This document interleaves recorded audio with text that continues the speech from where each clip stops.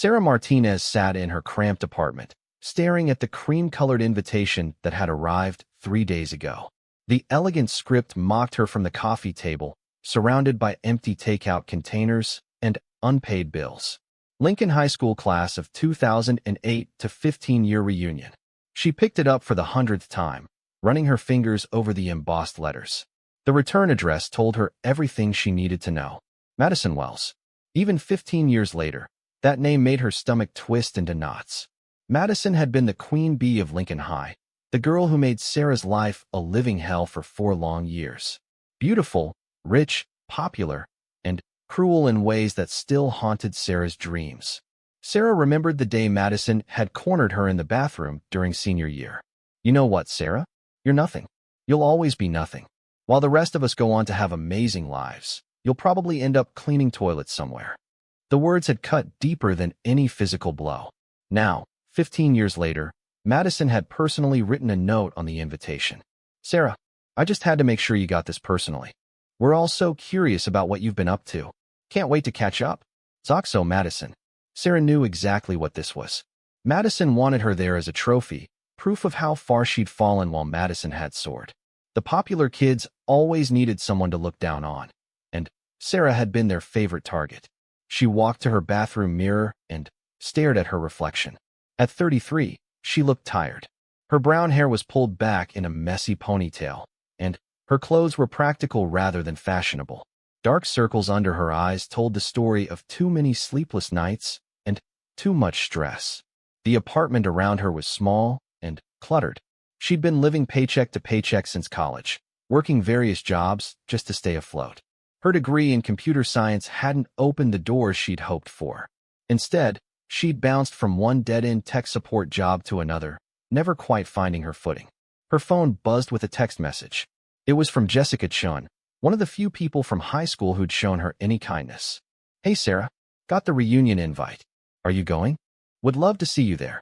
Sarah stared at the message for a long time before typing back. "Not sure yet." "You. Definitely. Come on, it'll be fun. Besides, I heard Madison's been bragging about some big surprise she has planned. Might be entertaining to watch."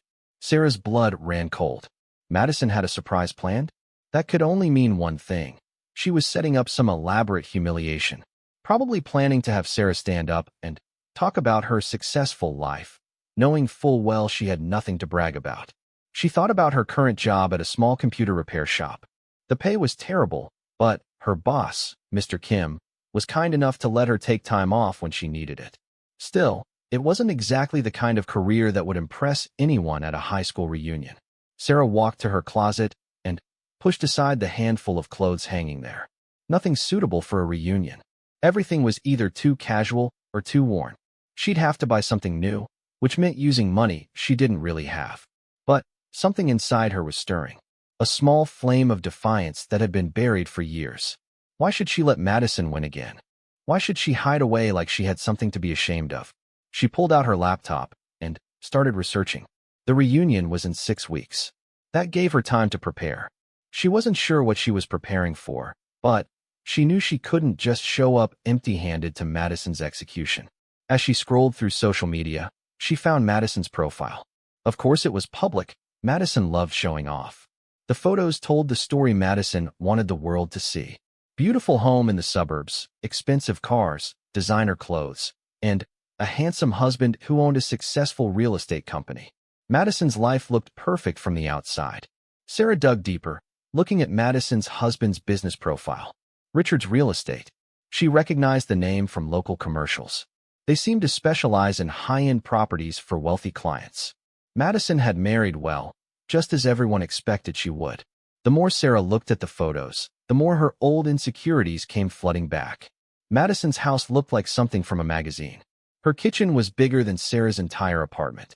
Her closet was filled with clothes that probably cost more than Sarah made in 6 months.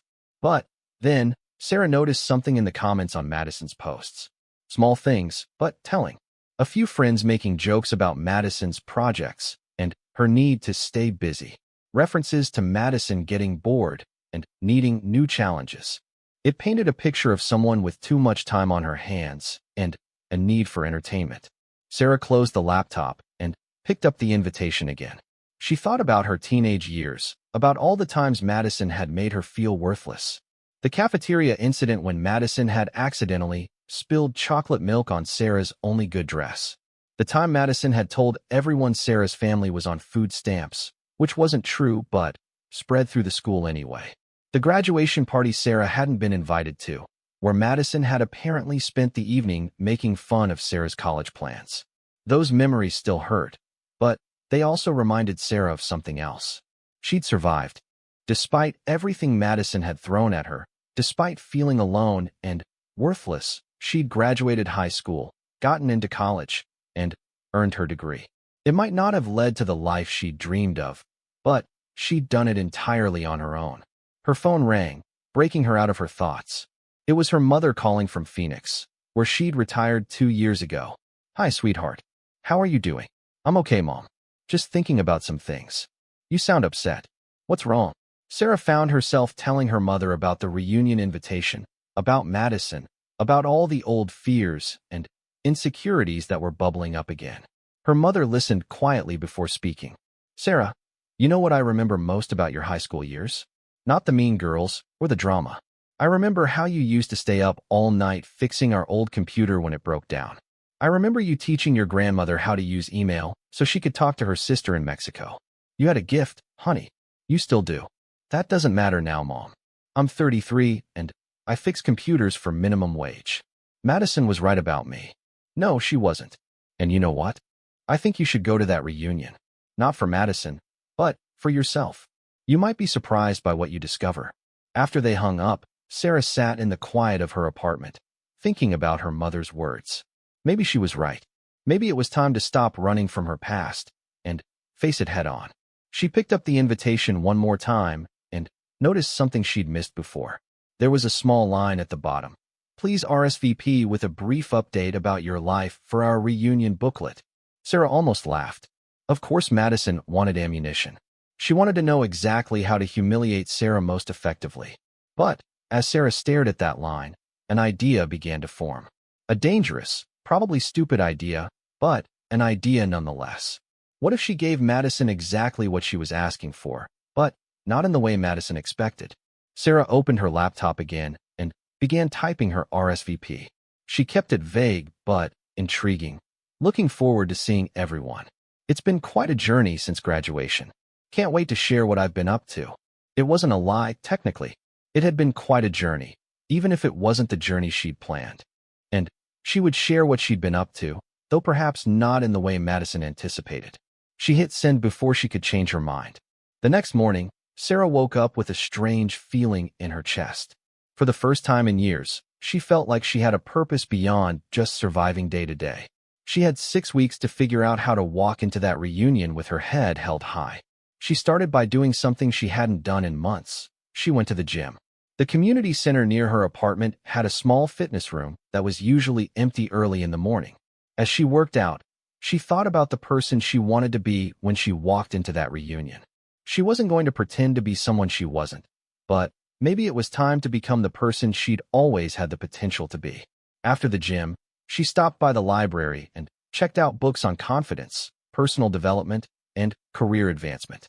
She might not be able to change her entire life in 6 weeks, but she could change how she presented herself to the world. That evening, she called Jessica back. "I've decided to go to the reunion," Sarah said. "That's great. What changed your mind?"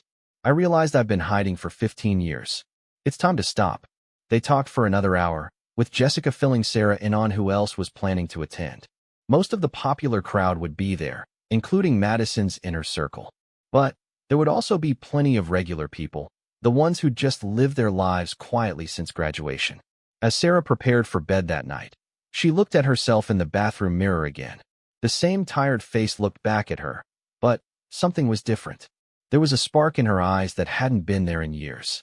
She had no idea what the next 6 weeks would bring or how she was going to pull off whatever she was planning. But for the first time since receiving that invitation, she wasn't dreading the reunion. She was looking forward to it. The next few days passed in a blur of planning and preparation. Sarah threw herself into research, spending her free time learning about the classmates who would be attending. She wanted to be prepared for any conversations, any questions, any attempts at humiliation. But, most importantly, she was preparing herself mentally. She was done being the scared, insecure girl who let Madison Wells control her narrative. It was time to write her own story. The following Monday morning brought an unexpected phone call that would change everything. Sarah was troubleshooting a virus-infected laptop at the repair shop when Mr. Kim approached her with the cordless phone. "Sarah, there's someone on the line asking for you specifically. Says it's important." Sarah wiped her hands on a rag and took the phone, expecting another customer with a computer emergency. Instead, she heard a voice she didn't recognize. "Ms. Martinez? This is Colonel James Rodriguez from the Army National Guard. I'm calling about an application we received with your name on it." Sarah's heart stopped. "I'm sorry, there must be some mistake. I never applied to join the National Guard." "The application wasn't to join, Ms. Martinez. It was a recommendation for our civilian cybersecurity consultant program. Someone submitted your name along with some very impressive documentation of your work." Sarah sat down heavily in the nearest chair. "I don't understand. According to the file, you've been doing freelance cybersecurity work for the past 3 years. The person who recommended you provided detailed reports of your success rate and client testimonials. Says you've been operating under the business name Ghost Protocol Solutions." The name hit Sarah like a lightning bolt. Ghost Protocol Solutions was something she'd created almost by accident. It had started when Mrs. Patterson, an elderly neighbor, had asked Sarah to help secure her computer after she'd been scammed online. Word had spread through her apartment complex, then to friends and family members. Before she knew it, Sarah was spending her evenings and weekends helping small businesses and individuals protect themselves from cyber threats. She'd never thought of it as a real business. She barely charged anything, usually just enough to cover her time and maybe buy groceries. Most of her clients were people who couldn't afford the big cybersecurity companies, but desperately needed help. "Who recommended me?" Sarah asked, though she already suspected the answer. "A Mr. Kim at Seoul Electronics Repair. He submitted quite a comprehensive file about your work." Sarah looked across the shop at Mr. Kim, who was pretending to be focused on a computer screen, but was clearly listening to every word. The man who'd given her a job when no one else would, who'd let her work flexible hours, who'd quietly watched her help customer after customer with security issues they couldn't solve. "Mr. Kim also mentioned that you've been turning down paying cybersecurity jobs because you didn't think you were qualified. He felt differently." Sarah's mind raced. Over the past few years, she had received several calls from companies asking for help with security breaches or system vulnerabilities. She'd always referred them to larger firms, convinced she wasn't experienced enough to handle corporate-level work. "Ms. Martinez, based on your portfolio and the recommendation, we'd like to offer you a contract position as a cybersecurity consultant. The pay is competitive, and the work can be done remotely. We've had several security incidents lately that require someone with your particular skill set." The salary figure Colonel Rodriguez quoted made Sarah's head spin. It was more than she made in 6 months at the repair shop. "There's just one thing," the colonel continued. "We need you to start immediately. There's a situation that requires urgent attention." Sarah looked around the small repair shop that had been her workplace for the past 2 years. Mr. Kim caught her eye and nodded toward his office, gesturing for her to take the call privately. In the tiny office that smelled like coffee and circuit boards, Sarah learned that a series of cyber attacks had been targeting small businesses across the state. The attacks were sophisticated but seemed designed to specifically hurt companies that couldn't afford high-end security. The attackers were stealing customer data and demanding ransoms that these small businesses couldn't pay. "Your reputation for helping small businesses protect themselves is exactly what we need," Colonel Rodriguez explained. "We need someone who understands both the technical side and the human side of these attacks." Sarah found herself saying yes before she'd fully processed what was happening. Within an hour, she had military clearance paperwork to fill out and a secure laptop being delivered to her apartment. When she hung up, Mr. Kim was waiting with a cup of coffee and a knowing smile. "You knew about this," Sarah said. "I made some phone calls," he admitted. "You've been hiding your light under a bushel, as my grandmother used to say. I've watched you solve problems that stumped technicians with years more experience. It was time someone noticed." "But why now?" Mr. Kim's expression grew serious. Because 3 days ago, my nephew's restaurant got hit by one of these cyber attacks. They're asking for money he doesn't have, threatening to destroy his business if he doesn't pay. When I told the army about what you've been doing, they said you might be the key to stopping these people. The weight of the moment settled on Sarah's shoulders. This wasn't just about her anymore. Real people were being hurt, and somehow she'd become part of the solution. That evening, Sarah sat in her apartment surrounded by military cybersecurity protocols and case files. The attacks were more sophisticated than anything she'd dealt with before, but as she dug deeper into the data, patterns began to emerge. The attackers weren't just random criminals. They were specifically targeting businesses that had emotional significance to their communities. Family restaurants, local bookstores, small manufacturing companies that employed multiple generations of the same families. This wasn't just about money. It was about destroying the fabric of communities. Sarah worked through the night, following digital trails and analyzing code signatures. By morning, she'd identified several vulnerabilities the attackers were exploiting and had begun developing countermeasures. Her phone rang at 6 a.m. Colonel Rodriguez again. Ms. Martinez, I've been reviewing your preliminary report. This is exceptional work. We'd like you to present your findings to a joint task force this afternoon. A task force? FBI, Homeland Security, and several other agencies. Your analysis has connected dots that we've been missing. Can you be at the federal building downtown at 2 p.m.? Sarah looked at her reflection in her laptop screen. The tired woman from last week was gone, replaced by someone who looked alert, focused, and determined. I'll be there. The federal building was intimidating, all concrete, and glass with security that made airport checkpoints look casual. Sarah signed in at the front desk, received a visitor badge, and was escorted to a conference room on the 15th floor. The room was filled with people in suits and military uniforms, all looking important and serious. Sarah suddenly felt underdressed in her best slacks and blouse from Target. Colonel Rodriguez stood when she entered. Everyone, this is Sarah Martinez, our cybersecurity consultant. For the next 2 hours, Sarah presented her findings to a room full of federal agents and military officers.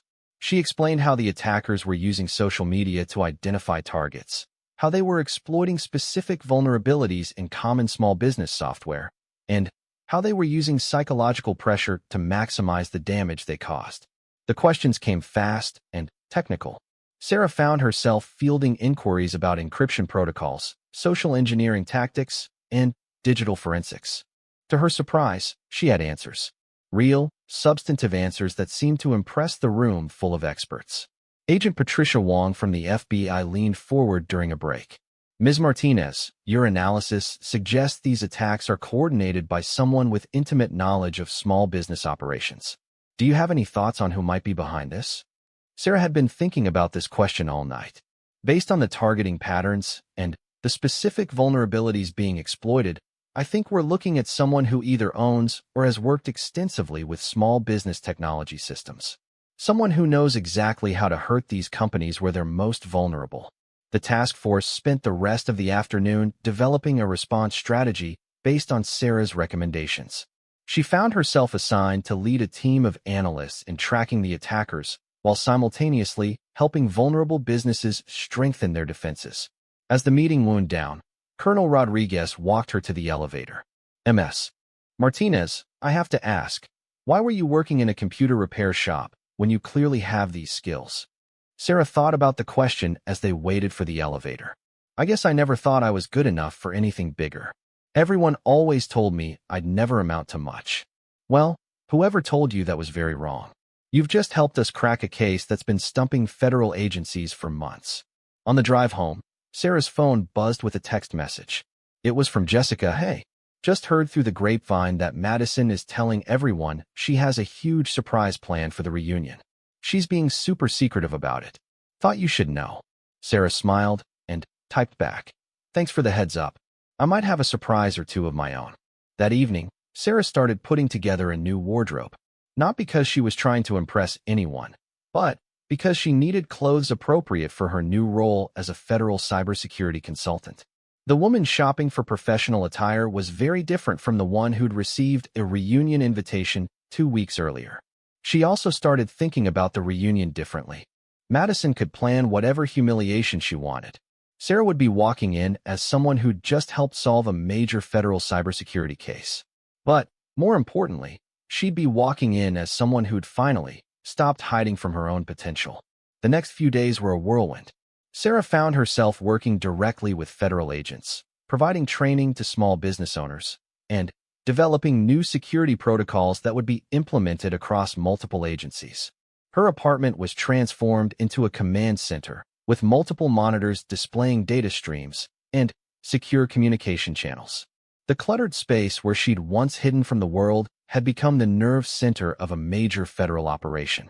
3 days before the reunion, Colonel Rodriguez called with news that would change everything again. "Sarah, we've made a major breakthrough in the case. The attacker's identity has been confirmed, and arrest warrants are being prepared. Your analysis was the key that broke this wide open." "That's great news. Who was it?" "Someone with a personal grudge against small businesses and a sophisticated understanding of their vulnerabilities. The details are classified for now, but I wanted you to know that your work directly led to stopping them." Sarah felt a satisfaction she'd never experienced before. Real criminals were being stopped because of her work. Families and businesses were safe because of her skills. "There's something else," Colonel Rodriguez continued. "The Department of Defense wants to offer you a permanent position, senior cybersecurity analyst, with a team under your supervision. It's a significant step up from consulting." As Sarah considered the offer, she realized that the scared, insecure woman who'd received Madison's invitation 3 weeks ago no longer existed. In her place was someone confident, capable, and ready to face whatever came next, including a high school reunion where the former queen bee was planning to humiliate her. Sarah looked forward to seeing how that would work out for Madison. The morning of the reunion, Sarah stood in front of her bathroom mirror applying makeup with steady hands. The reflection looking back at her was barely recognizable from the woman who'd opened Madison's invitation 3 weeks ago. Her hair was professionally styled, her new navy blazer fit perfectly, and her confidence radiated from within. Her phone buzzed with a secure message from Colonel Rodriguez. "Asset confirmed in custody. Operation complete. Congratulations on excellent work. Enjoy your evening." Sarah smiled. The cybercriminal they'd been tracking had been arrested that morning, caught red-handed attempting to breach another small business network. The 3-week investigation she'd led had not only stopped a major criminal operation but had also resulted in the recovery of over $2 million in stolen funds. But the best part was still classified. The arrested hacker turned out to be Marcus Webb, Madison's husband's business partner. He'd been systematically targeting competitors to Richard's real estate, using cyber attacks to drive small property management companies out of business so Madison's husband could acquire their clients and properties. The irony wasn't lost on Sarah. While Madison had been planning her reunion humiliation, her own world was about to come crashing down in a very public way. Sarah's doorbell rang exactly at 6 p.m. She opened it to find a young man in military dress uniform holding an envelope. "Ms. Martinez, I have a delivery for you." Inside the envelope was a letter of commendation from the Department of Defense and a small velvet box. The box contained a civilian service medal, along with a note from Colonel Rodriguez for exceptional service in protecting American businesses and citizens. "Wear it with pride." Sarah pinned the medal to her blazer and took one last look in the mirror. The scared girl Madison had tormented was gone. In her place stood a federal cybersecurity expert who'd just helped take down a major criminal operation. The reunion was being held at the Marriott downtown, the same hotel where Madison had held her elaborate Sweet 16 party that Sarah hadn't been invited to. Sarah took an Uber rather than driving her old car, wanting to make an entrance without worrying about parking. As she walked through the hotel lobby, she passed a newsstand. The evening edition of the local paper was already reporting the cybercrime arrests. "Federal Task Force breaks up multi-million-dollar cyber ring," read the headline. Sarah's name wasn't mentioned. Federal protocol kept civilian consultants anonymous, but she knew her work was the foundation of that story. The reunion was in the hotel's grand ballroom, decorated with banners in Lincoln High's blue and gold colors. Sarah checked in at the registration table, where a woman she vaguely remembered from chemistry class did a double take. "Sarah Martinez? Wow, You look different. Amazing. Sarah accepted her name tag and reunion packet, noting that her bio in the reunion booklet was still the vague statement she'd submitted weeks ago. She'd been too busy stopping cybercriminals to update it. The ballroom was filling up with familiar faces, though most looked older and more tired than Sarah remembered. She spotted Jessica near the bar and walked over, enjoying the surprised look she received along the way. "Sarah, you look incredible." Jessica hugged her enthusiastically. "What happened to you? You're practically glowing." "Just had a good few weeks," Sarah replied. "Where's Madison? I hear she has some big surprise planned." Jessica's expression darkened. "She's been holding court by the photo display, making comments about everyone who walks by. She keeps looking toward the door like she's waiting for something. Or someone." Sarah followed Jessica's gaze and saw Madison surrounded by her old crowd. Even 15 years later, Madison was still beautiful, still perfectly put together, still the center of attention. She wore an expensive black dress that probably cost more than Sarah used to make in a month, and her jewelry sparkled under the ballroom lights. "She's been asking people if they've seen you yet," Jessica continued. "I think you're supposed to be the main event of whatever she's planning." "Well, I'd hate to disappoint her," Sarah said, accepting a glass of wine from the bartender. They spent the next hour mingling with their former classmates. Sarah was amazed at how many people she genuinely enjoyed talking to. Without the social hierarchies of high school, conversations flowed naturally. She learned about careers, families, adventures, and challenges that her classmates had faced over the past 15 years. Several people complimented her on how confident and successful she seemed. When they asked about her work, she kept it vague but professional. "I do cybersecurity consulting for various government agencies." Around 8 p.m., the reunion organizers announced that it was time for the class updates presentation.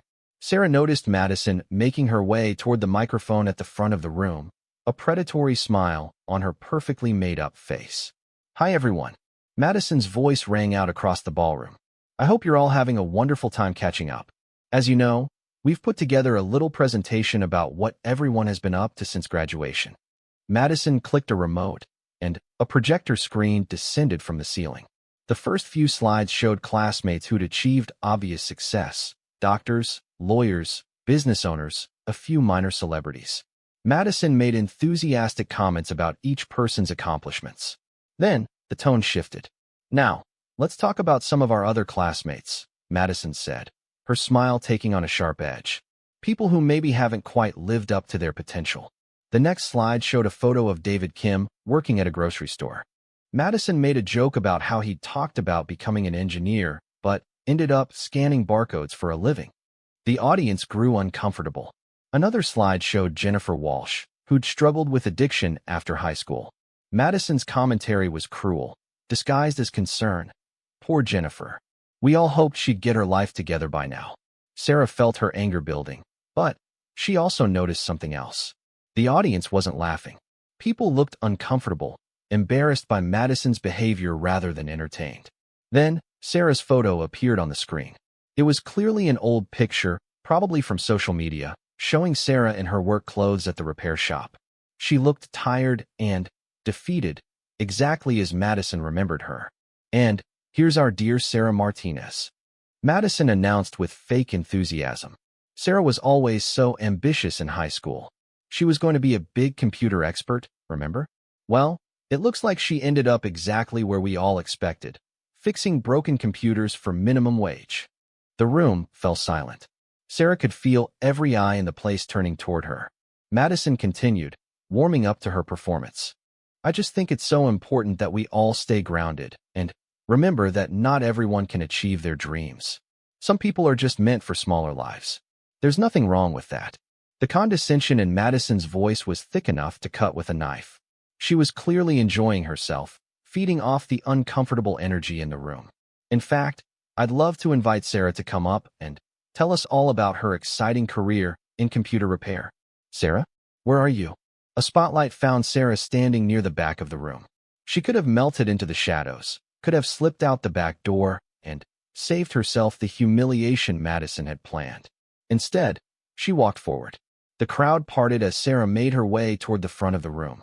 She could hear whispered conversations, Feel the weight of hundreds of eyes watching her every step. Madison's smile grew wider as Sarah approached the microphone.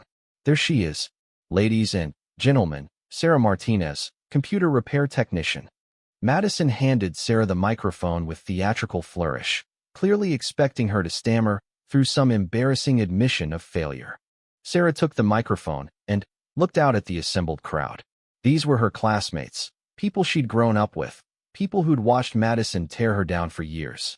Many of them looked uncomfortable with what they were witnessing. Some looked ashamed. "Thank you, Madison," Sarah said, her voice calm and clear. "You're right about one thing. It has been quite a journey since graduation."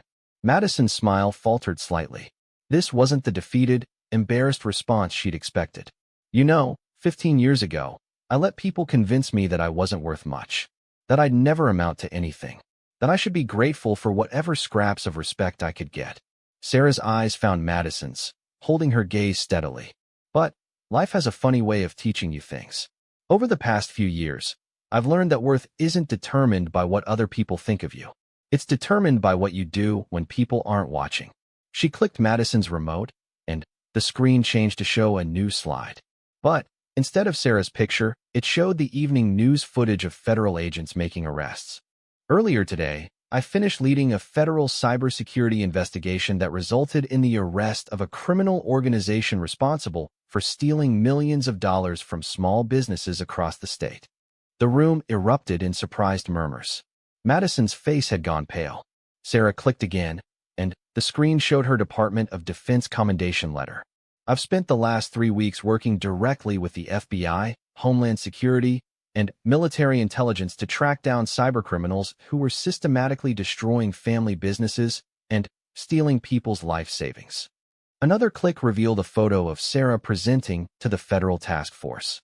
"While some people have been spending their time planning high school reunion entertainment, I've been a little busy saving actual lives and livelihoods." Madison grabbed for the remote, but Sarah stepped away smoothly. "The investigation is classified, so I can't share all the details. But I can tell you that the criminals we caught had inside knowledge of small business operations. They knew exactly which companies to target and how to hurt them most effectively." Sarah's eyes never left Madison's face as she continued. "They were working with local business partners to eliminate competition through cyber terrorism. Partners who shall remain nameless, of course, since the legal proceedings are just beginning." Madison's perfect composure cracked completely. Her hands were shaking, and her face had gone from pale to gray. The beautiful thing about federal investigations is how thorough they are. Financial records, communications, business relationships, everything gets examined very carefully. Sarah handed the microphone back to Madison, whose hands were trembling so badly she nearly dropped it. "Thank you for the opportunity to share, Madison. I hope everyone enjoys the rest of their evening." As Sarah walked back into the crowd, the ballroom erupted in applause. Not polite reunion applause, but genuine, enthusiastic celebration. Madison stood at the microphone, speechless for the first time in her life, as her perfect revenge plan collapsed around her. The evening was just getting started.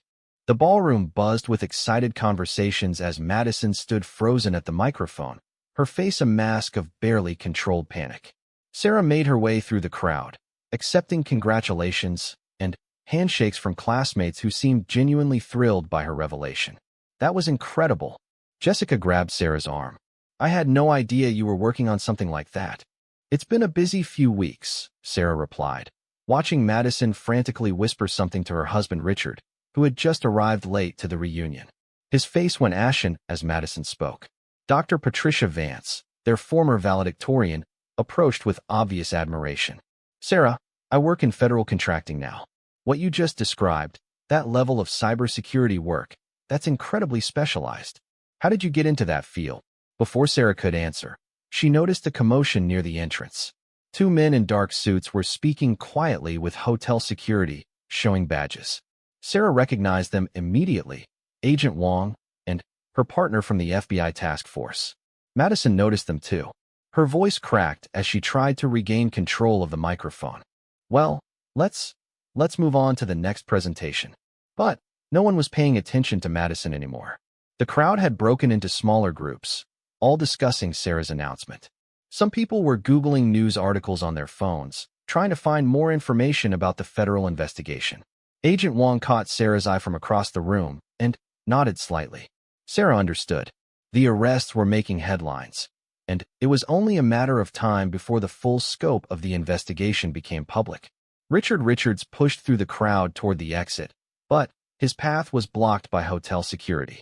Madison watched in horror as her husband was quietly escorted from the room by the federal agents. "Oh my God," someone whispered loudly enough for half the room to hear. "Isn't that Madison's husband?" The whispers spread like wildfire. Sarah could see Madison desperately trying to maintain her composure, but her perfect facade was crumbling by the second. Tom Bradley, who'd been class president, took the microphone from Madison's shaking hands. "Maybe we should take a short break," he announced. "Give everyone a chance to process this exciting news about Sarah's work." As people began moving toward the bar and appetizer tables, Sarah found herself surrounded by former classmates asking questions about her career. She answered carefully, sticking to what was already public knowledge while being appropriately modest about her role. "I was just part of a much larger team," she explained to a group that included several people who'd ignored her completely in high school.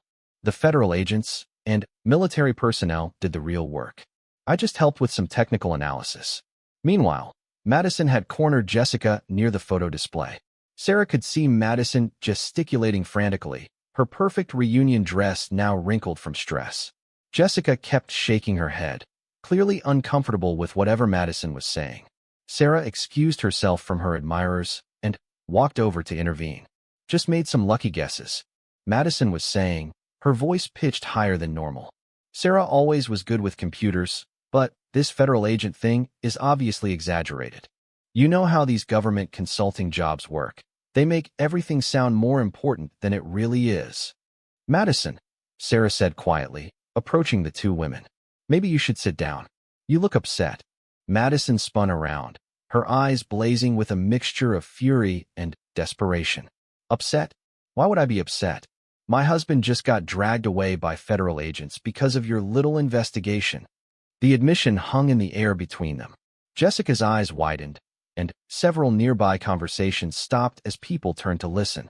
"Madison," Sarah said carefully, "if your husband was arrested as part of our investigation, it's because evidence showed he was involved in criminal activity. That has nothing to do with me personally." "Nothing to do with you?" Madison's voice was getting louder, drawing more attention. "You targeted him. You probably planned this whole thing just to ruin my life." Sarah felt genuinely sorry for Madison in that moment. The woman who'd spent years tormenting others was now facing the destruction of everything she'd built her identity around. "Madison, I didn't even know Richard was involved until the arrest warrants were issued this morning. The investigation followed evidence, not personal vendettas." But Madison was beyond reason. "You're lying. This is all some elaborate revenge scheme because you couldn't handle being a loser in high school." The ballroom had gone quiet. Everyone was watching the confrontation between the former Queen Bee and the girl she'd tormented. Sarah took a deep breath and spoke clearly enough for everyone to hear. "Madison, I understand you're scared and angry. Finding out that someone you love has been involved in criminal activity is devastating. But attacking me won't change what the evidence shows." "Evidence?" Madison laughed bitterly. "What evidence could you possibly have?" Sarah glanced around the room, noting that several phones were now recording the conversation. Whatever she said next would probably end up online within minutes. Financial records showing systematic coordination between Richard's real estate company and the cyber attacks. Email communications planning which businesses to target. Bank deposits corresponding to when ransoms were paid. 3 years' worth of documentation showing a pattern of eliminating competition through criminal means. Madison's face crumpled. "He told me those were just aggressive business tactics. Standard real estate competition." "Madison," Sarah said gently, "when your business strategy involves stealing customer data and threatening to destroy family businesses unless they pay ransoms, that's not competition. That's organized crime." The room was dead silent. Madison looked around at all the faces watching her, many of them former friends who were now seeing her in a completely different light. "I didn't know," Madison whispered.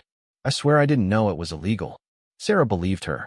Madison was many things, cruel, shallow, vindictive, but she wasn't a criminal mastermind.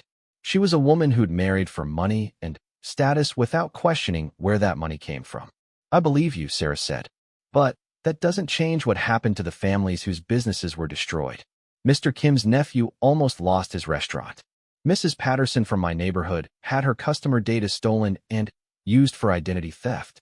Dozens of small businesses were targeted specifically because they couldn't afford to fight back. Madison sank into a nearby chair, her perfect posture finally abandoning her. What am I going to do? The house, the cars, everything. It's all going to be seized, isn't it? Asset forfeiture is part of federal prosecution, Sarah confirmed. But, Madison, you're young enough to rebuild. You're smart. Even if you've used that intelligence in destructive ways. This could be a chance to figure out who you really are when you're not performing for other people. Madison looked up at Sarah with genuine confusion. Why are you being nice to me? I've been terrible to you since we were teenagers. Sarah considered the question seriously. Because 15 years ago, when you told me I'd never amount to anything, you were partly right. I was so busy being afraid of failure that I wasn't trying to succeed. In a weird way, your cruelty motivated me to prove you wrong. The irony wasn't lost on either of them. Madison's bullying had ultimately created the very person who would bring down her husband's criminal operation. Besides, Sarah continued, I've learned that holding on to anger just makes you smaller. I'd rather focus on moving forward. Agent Wong appeared at Sarah's shoulder. Ms. Martinez, we need to speak with you briefly about tomorrow's press conference. Sarah nodded and turned back to Madison. The case is going public tomorrow. If you want advice, hire a good lawyer and tell the truth about what you knew and when you knew it. Cooperation might help your situation. As Sarah walked away with Agent Wong, the reunion slowly resumed around Madison, who sat alone in her chair, staring at her hands. Some of her former friends approached hesitantly, offering awkward support. Others kept their distance, already calculating how to distance themselves from the scandal. Outside in the hotel corridor, Agent Wong briefed Sarah on the media strategy for the next day's announcement. The Department of Defense wants to highlight civilian cooperation in federal law enforcement. Your work on this case is going to be used as an example of public-private partnership in cybersecurity. Will my name be released? With your permission, yes. Colonel Rodriguez thinks it might help recruit other skilled civilians to assist with similar cases. Sarah thought about what that meant. Tomorrow, her story would be national news. The girl Madison had humiliated would be featured as a federal cybersecurity hero. One more thing, Agent Wong added. The financial investigation revealed that Richard Richards' company had been planning to acquire the property where your computer repair shop is located. They were going to use cyber attacks to drive down the business value and force a sale. Sarah shook her head in amazement. Even Madison's husband's criminal activity had been aimed at destroying the place where Sarah had found refuge and purpose. When she returned to the ballroom, the reunion was winding down. Madison was gone, presumably to deal with the crisis that had just destroyed her life. Many classmates approached Sarah to exchange contact information and express admiration for her work. Tom Bradley found her near the end of the evening. Sarah, I owe you an apology. I was part of Madison's crowd in high school, and I never stood up for you when I should have. What you've accomplished, it's incredible. Thank you, Tom. But, honestly, I'm grateful for how everything worked out. If high school had been easier, I might not have developed the skills and determination that led to this work. As Sarah collected her coat and prepared to leave, she reflected on how dramatically her life had changed in just 3 weeks. The invitation that had filled her with dread had ultimately led to the most important work of her career. Her phone buzzed with a text from Colonel Rodriguez. Saw the news coverage of tonight's events. Well handled. Report to Pentagon briefing room Monday at 0800. Time to discuss your next assignment. Sarah smiled as she walked out of the hotel.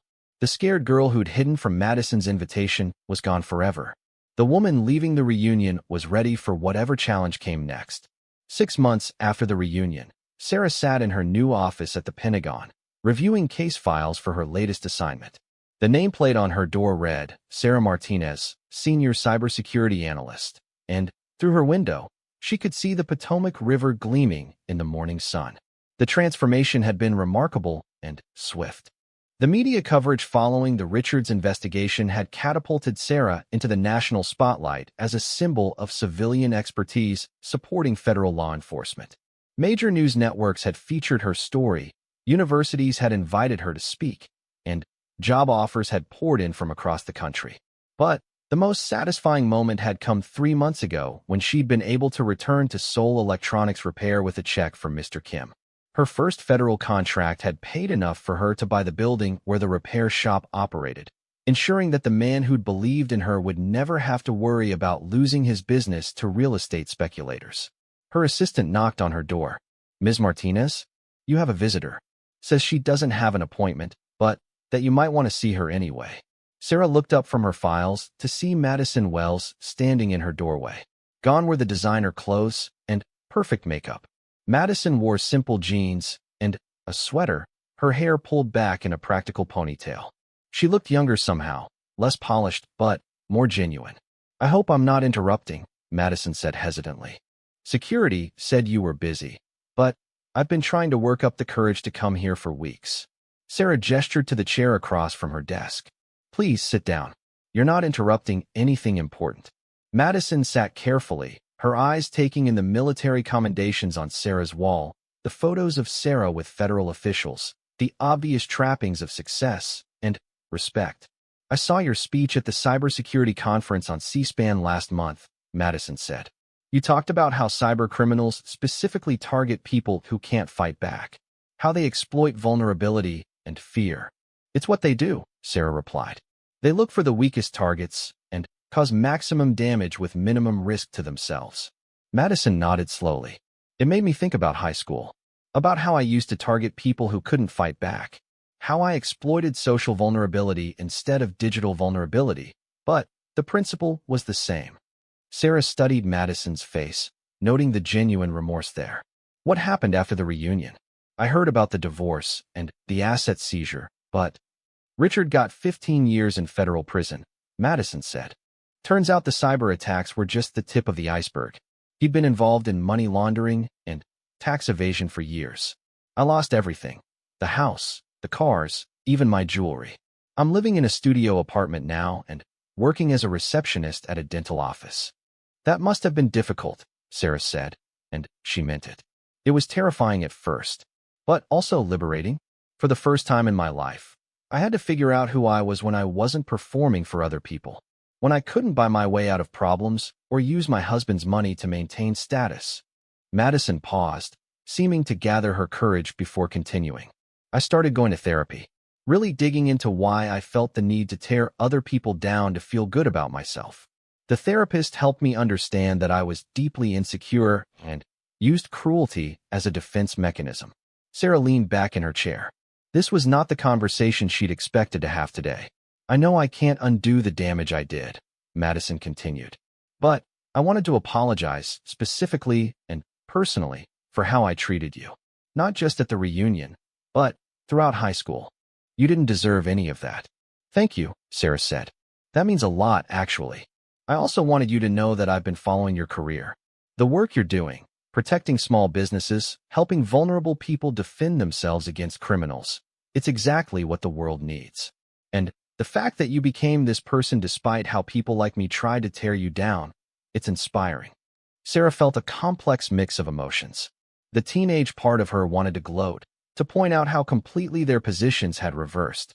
But the adult she'd become felt mainly sadness for the pain Madison must have experienced to become so cruel in the first place. "Madison, can I ask you something? What was it like being you in high school? Really like, not the performance you put on for everyone else." Madison was quiet for a long moment. "Exhausting. I was so afraid that if people saw the real me, insecure, afraid, not nearly as smart or special as I pretended to be, they'd reject me.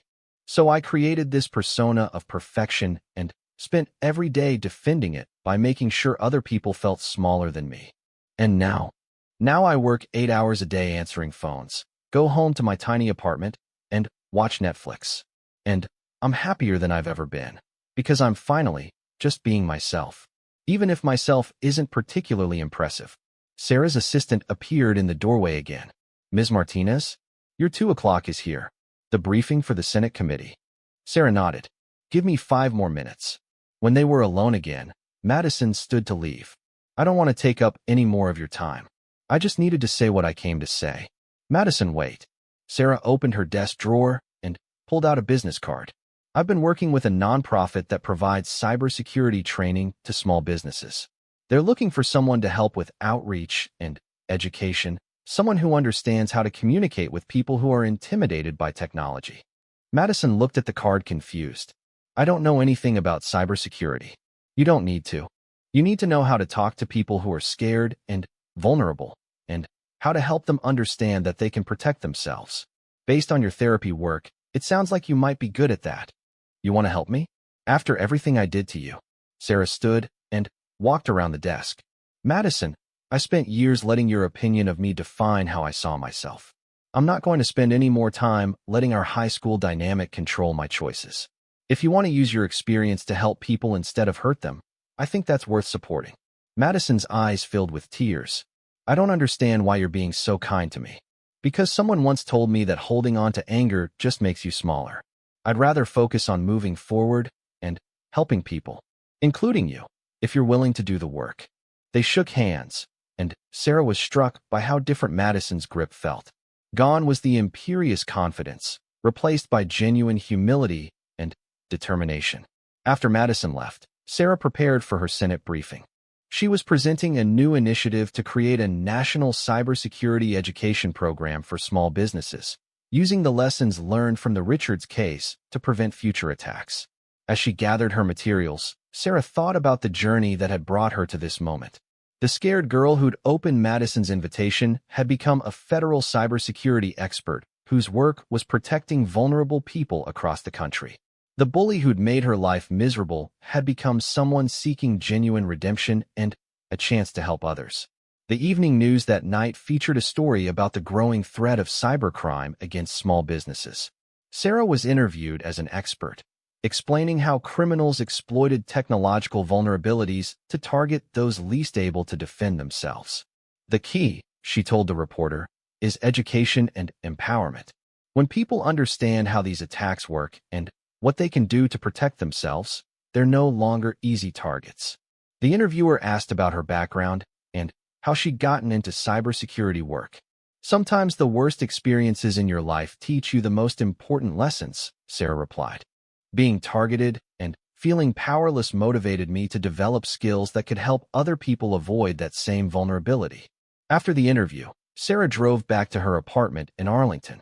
It was larger and nicer than her old place, but not extravagant. She'd learned that true security came from competence and purpose, not material possessions. Her phone rang as she was making dinner. It was Jessica. Did you see the news story about Madison? Jessica asked. What news story? She started volunteering at a women's shelter, helping abuse victims learn to use computers and stay safe online. The local paper did a feature about her transformation from society wife to social worker. It's actually pretty moving. Sarah smiled. Maybe Madison really was serious about changing her life. Oh, and there's something else, Jessica continued. I ran into Tom Bradley today. He said the reunion committee is already planning the 20-year reunion, and they want to make you the guest of honor. Sarah laughed. I think I'll pass on that particular honor. Probably wise.